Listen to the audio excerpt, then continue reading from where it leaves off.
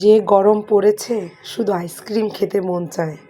আমি যে কী পরিমাণ আইসক্রিম প্রেমী আপনাদের বোঝাতে পারবো না। প্রতিদিন দুটো করে আইসক্রিম এই গরমে খেতে মন চায়, কিন্তু একটা খাই, বলেন কমই তো খাই।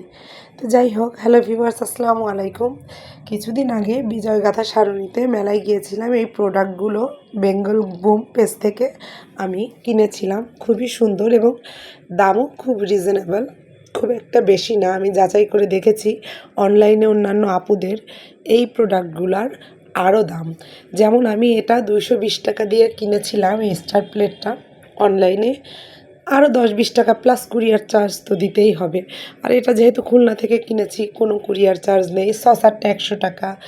তারপরে এই যে কফি মগ, কফি বা চা যে যেই কাজে ব্যবহার করে, এটা 150 টাকা।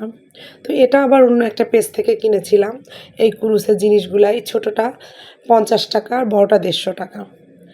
তো সকালবেলা উঠে কিভাবে নাস্তা করা যায়, বাচ্চাদের একটু হেলদি প্লাস আবার চটজলদি তাড়াতাড়িও করতে হবে, আবার তাদের রুচিসম্মত হতে হবে। তো এই কারণে আমার মেয়ে বলতেছিল, আম্মু প্রতিদিন তো পরোটা বা ভাত বা খিচুড়ি এগুলো খাই, আজকে আমাকে একটু অন্যরকম কিছু করে দাও পাউরুটি দিয়ে। তো তার আগের দিন রাত্রে ওর আব্বু পাউরুটি এনে রেখেছিল। আমি সেই পাউরুটি দিয়ে বললাম, আচ্ছা ঠিক আছে, মেয়োনিজ, সস, তারপর টমেটো এসব দিয়ে তোমাকে আমি একটু স্পেশাল কিছু আমি বানিয়ে দিচ্ছি, যেটা তোমার দেখতেও ভালো লাগবে, খেতেও ভালো লাগবে। তারপরে ওদের জন্য এটা বানালাম। আমার মেয়েটা একটু স্পেশাল কিছু ওর জন্য তৈরি করলে খুব বেশি খুশি হয়ে যায়।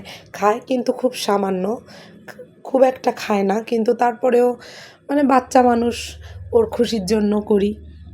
তো আমার কাছেও ভালো লাগলো সব কিছু দিয়ে। সাথে তো ডিম থাকবেই। তো আমরা আবার বিকেলে বাইরে বের হব। মেয়েটা আমার বলতেছে, আম্মু কী ড্রেস পরে বের হব, তুমি এগুলো রেডি করে দাও। তো রেডি করলাম, এই ফাঁকে একটা ভিডিও ক্লিপ নিয়ে ফেললাম। আমরা বিকেলে বাইরে যাব। আমার ছোটো মেয়ের ড্রেস, আমার বড় মেয়ের ড্রেস, ডায়পার, এই ব্যাগটা আমার আব্বু সৌদি থেকে এনেছিল, নেওয়াই হয় না। তো ভাবলাম আজকে যেহেতু বাইরে যাচ্ছি, তো এই ব্যাগটা নেওয়া যায় সাথে করে, যেহেতু বাড়তি আর কোনো কিছু নেওয়া হবে না। ছোট পার্স নিলে আর একটু ইজি হয়।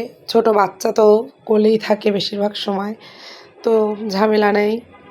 তারপরে বিকেলে বাইরে বের হব, তার আগে আমি চিন্তা করলাম যে মেয়েকে তো আসলে আমি বের হওয়ার আগেই আমার ছোট মেয়েকে কিছু না কিছু খাইয়ে দিই। কারণ আমরা বড় মেয়ে নিয়ে যখনই বাইরে যাই, মানে ও তো তাও একটু খেতে পারে বাইরে রেস্টুরেন্টের খাবার, বা ও পছন্দ করে। ছোটোটা তো আবার অত একটা খায় না। ও তো ছোট, আসলে 1.5 বছর বয়স।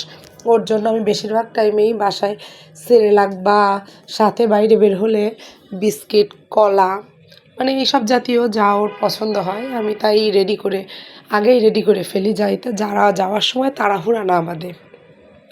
তো দুপুরে, রাতে যেহেতু বাইরে খাবো, তো দুপুরে হচ্ছে আমি এই বেগুন ভাজা আর মেয়ের জন্য মাছ ঝিঙে দিয়ে তরকারি রান্না করব। দুপুরে একটু আমি মানে মাংস রান্না করতে চেয়েও আমি করি নাই। এই যে মাছ দিয়ে আর হচ্ছে বেগুন এসব দিয়ে আমি দুপুরের পার্টটা সেরে ফেললাম, রাতে যেহেতু বাইরেই খাবো।